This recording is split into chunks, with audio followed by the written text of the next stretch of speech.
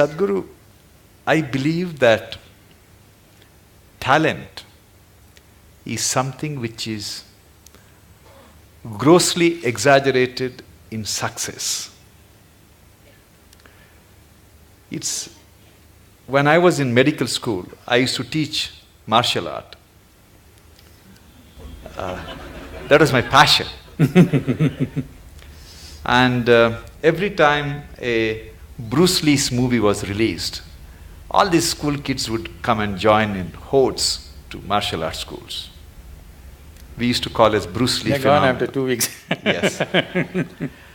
And I used to see some kids whose physique is meant for martial art, who have the natural flair, and I used to think, oh, this kid is going to get a black belt. And interestingly, Swamiji, after 6 months, they are never there. The guys who go up to the black belt and, do something very good in martial art are the ones who joined the school without any skills, without any talent, who worked very, very hard. For everything they had to sweat it out. But in the end, they are the ones who succeed. How do you explain this phenomena? See, for a variety of reasons, let me not go beyond this. For a variety of reasons, a certain individual could be born with a certain flair, physical flair, mental flair, emotional flair, style. 5-year-old child, one has style, other is clumsy, okay? So the one with the style is not going to become necessarily a fashion thing. Somebody else who seems to be clumsy may grow into something else. Like, you don't know when a woman is pregnant, the child within that womb, whether it's a sage or a sorcerer, nor the woman know. No, the mother does not know whether she is producing a sage or a sorcerer or what. This is because, I use the word coherence because of modern science is using that word. Who you are here right now, as you sit here, this is physics. Every subatomic particle is in constant contact with everything. What you call as cosmos is living life and it's a live mind. You have captured only one small part of it. If you work with only that one small part of what you have captured, both as life and as intelligence, you will function at a certain level. If you apply yourself to break the barriers of your limitations that you've set for yourself, then there is an intelligence beyond anybody's understanding, beyond anybody's estimate, which is available to you. Once this is available to you, people think you're superhuman. No, this is not about being superhuman. This is about realizing that being human is super. The immensity of being human has not been realized. So we are always making a kind of a mathematical calculation. Okay, if this person has this much IQ, maybe this is what he will become. This is what Newton's law, that everything that moves on this planet works to a mathematical precision or a geometric precision. That is, if you take a pendulum, the length of the pendulum will decide how it will swing. If you take a projectile, depending upon its mass, velocity and the trajectory, it will go to a certain place.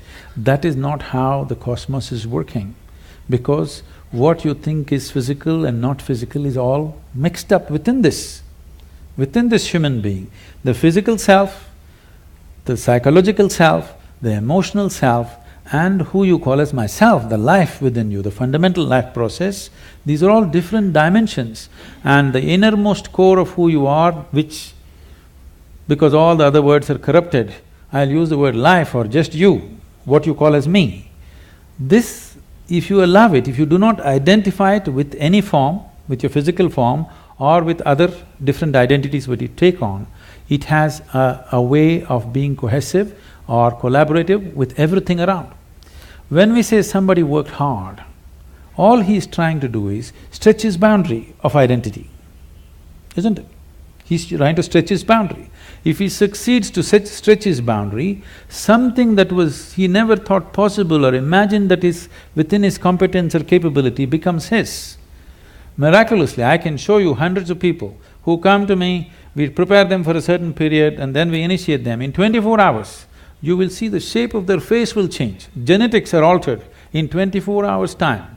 You can see the photographic images, they have actually changed dramatically overnight simply because of a certain extension of their identity. So, in the Indian spiritual milieu, so when you say spiritual, we must understand this. This is not about looking up or looking down. When we say spiritual, we are talking about transcending the limitations of physical. So right now, the physical is here as if it's a solid entity in people's experience.